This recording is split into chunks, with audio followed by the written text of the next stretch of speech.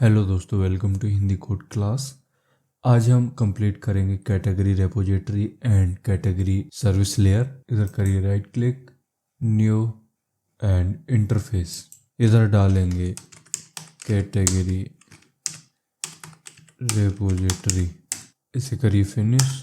अब इसमें एक्सटेंड करना होता है आपको जेपीए रेपोजिटरी को, तो जेपीए रेपोजिटरी, इधर देंगे एंटिटी का नाम कैटेगरी एंड इसे इंपोर्ट कर लेते हैं। तो आपको यूटिल वाली नहीं चाहिए, हमें चाहिए com.e-commerce की, एंड इसमें पास कर देंगे हम आईडी। तो प्राइमरी जो आईडी है वो है लॉन्ग टाइप की, यहाँ लॉन्ग हो गया। अब इसमें कुछ डिराइव्ड क्वेरी मेथड बना लेते हैं। तो मैं पहले भी बता चुका हूँ कि डिराइव्ड क्वेरी मेथड कैसे बनाए जाते हैं।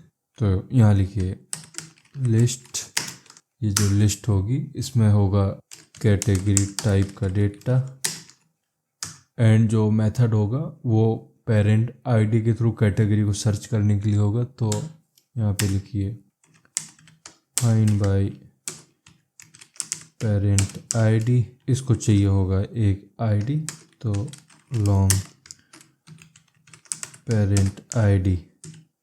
अब दूसरा मेथड बनाते हैं जिसके थ्रू हम चेक करेंगे कि जो नेम है वो ऑलरेडी एग्जिस्ट करता है या नहीं करता।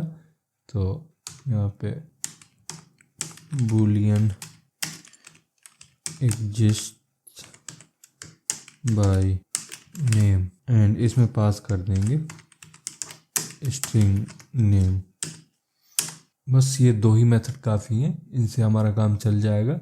अब यहाँ पे आपको ध्यान देना है कि जब भी एग्जिस्ट बाय नेम लिखोगे तो यहाँ पे एस है लास्ट में, तो इसकी स्पेलिंग आपको सेम यही लिखनी है। अब इसके बाद बनाते हैं हम एक इंटरफेस जो सर्विस इंटरफेस होगा।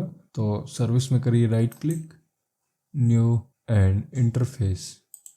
इसमें डालेंगे कैटेगरी सर्विस एंड फिनिश। अब इधर कुछ हम सिंपल मेथड डिफाइन करेंगे जो CRUD में यूज होते हैं।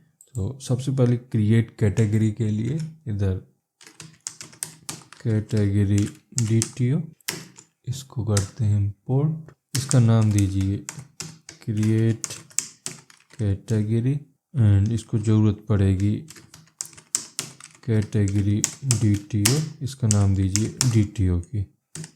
इसके बाद अपडेट करने के लिए तो कैटेगरी DTO, इसका नाम दीजिए अपडेट कैटेगरी। इसे हमें दो चीज़ें देनी होती हैं, एक आईडी और दूसरा डेटा। तो कैटेगरी DTO, इसका नाम दीजिए DTO। इसी तरह से हम डिलीट करने के लिए भी void, इसका नाम दीजिए डिलीट कैटेगरी, एंड इसको चाहिए होता है एक आईडी। इसके बाद लिखते हैं एक सिंगल कैटेगरी को सर्च करने के लिए, तो कैटेगरी DTO, इसका नाम दीजिए गेट कैटेगरी। इसमें पास कर देंगे हम लॉन्ग टाइप की एक आईडी। अब सभी कैटेगरीज को फाइंड करने के लिए यहाँ पे एक लिस्ट लेते हैं। इसमें जो डेटा होगा वो कैटेगरी DTO टाइप का डेटा होगा, एंड इसका नाम दीजिए गेट ऑल कैटेगरीज, एंड इसे कुछ भी देना नहीं होता पैरामीटर में, ये सारी कैटेगरी को उठा के लाएगा। इसे करिए सेव। अब आपने जो एक्स्ट्रा मेथड बनाए हैं यहाँ कैटेगरी रेपो में, इनको भी आप यूज कर सकते हो। अब जो ये मेथड है उनको हम इम्प्लीमेंट कर लेते हैं। तो फिर से आते हैं इसी पैकेज में, राइट क्लिक करिए, न्यू एंड क्लास। इसका नाम दीजिए category service simple and finish.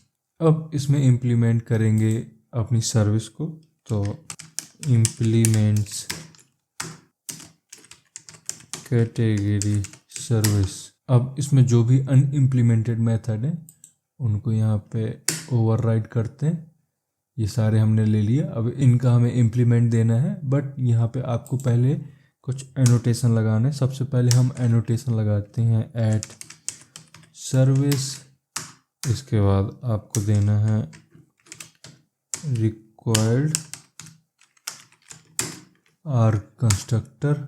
अब सबसे पहले हम अपने रेपो का एक ऑब्जेक्ट बना लेते हैं। तो यहाँ पे प्राइवेट फाइनल कैटेगरी रेपोजिटरी, इसका नाम दीजिए कैटेगरी रेपो। अब सबसे पहले इम्प्लीमेंट करते हैं इस कैटेगरी को क्रिएट करने के लिए। तो इधर लिखिए कैटेगरी मैपर। तो इसका भी अभी ऑब्जेक्ट नहीं बनाया है, तो यहाँ इसको भी लिखना पड़ेगा। लिखिए प्राइवेट फाइनल कैटेगरी मैपर, इसका नाम दीजिए कैटेगरी मैपर। एंड इसी कैटेगरी मैपर को यहाँ पे यूज कर लेते हैं। अब इसके अंदर एक मेथड होगा डॉट टू एंटिटी, इसमें पास हो गया DTO। अब ये हमें कुछ वैल्यू रिटर्न करके देगा, कोई डेटा देगा, तो उसको भी रख लेते हैं। तो यहाँ लिखिए कैटेगरी, ये कैटेगरी टाइप का डेटा देगा एंड कैटेगरी। अब ये कैटेगरी को कर लेते हैं इंपोर्ट। तो फिर से आपको com.ecommerce पैकेज को ही इंपोर्ट करना है।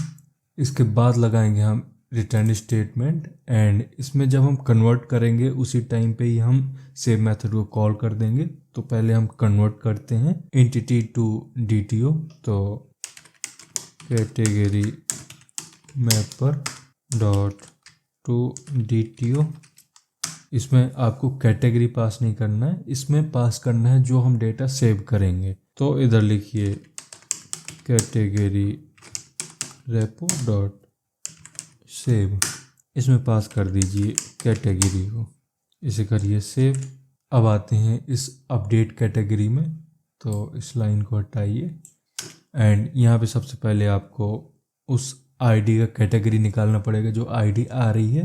तो कैटेगरी, इसको रख लेते हैं कैटेगरी में category repo dot find by ID, इसमें पास हो गई ID।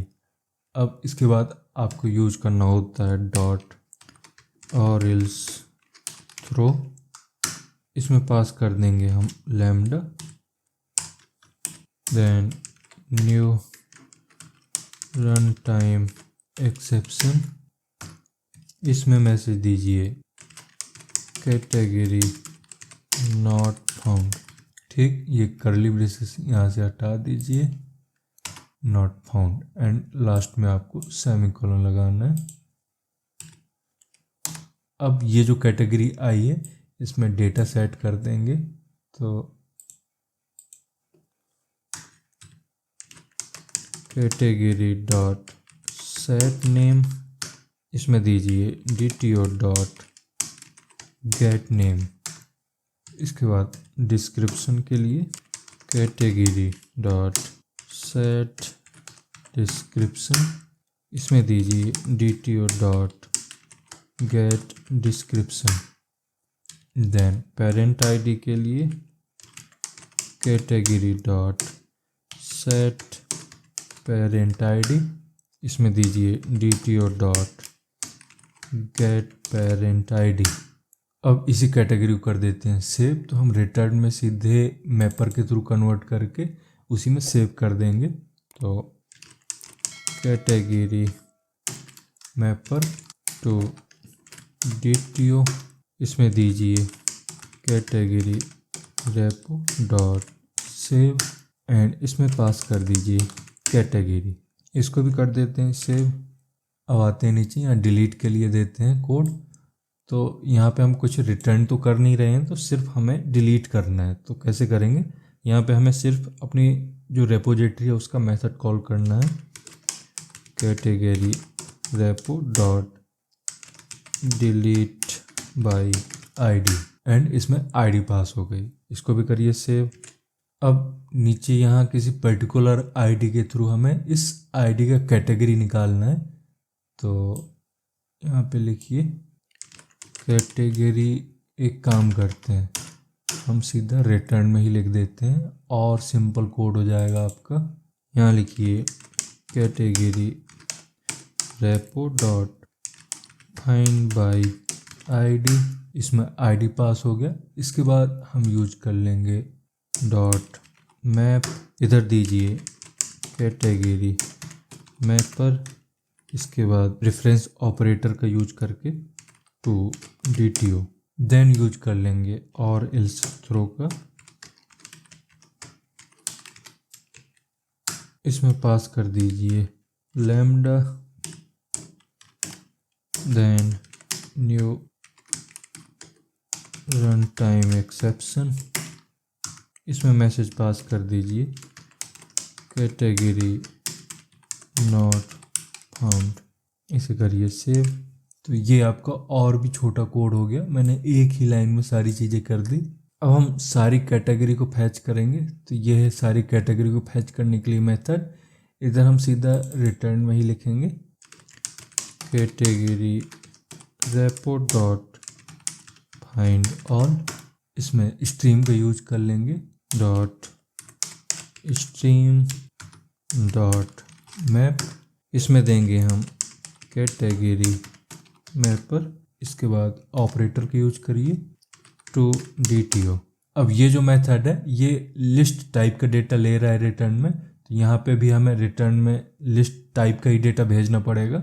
उसके लिए यहाँ पे लिखिए डॉट टू लिस्ट, इसे करिए सेव।